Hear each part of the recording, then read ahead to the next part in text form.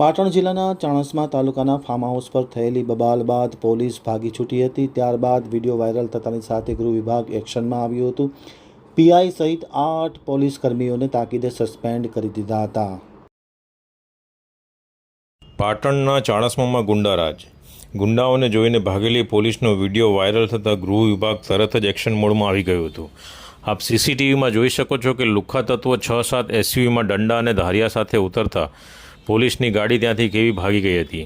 આ વાતની નોંધ ગૃહ વિભાગે લીધી હતી અને તાત્કાલિક અસરથી એક પીઆઈ સહિત 8 પોલીસ કર્મીઓને સસ્પેન્ડ કરવામાં આવ્યા છે, જે પૈકી પીઆઈ આર.એચ. સોલંકી, એક હેડ કોન્સ્ટેબલ અને 5 જીઆરડી જવાનની નોકરીમાંથી હકાલપટ્ટી કરી દેવામાં આવી છે। જસ્ટિન પરેરા, આમતક ન્યૂઝ બ્યુરો, અમદાવાદ।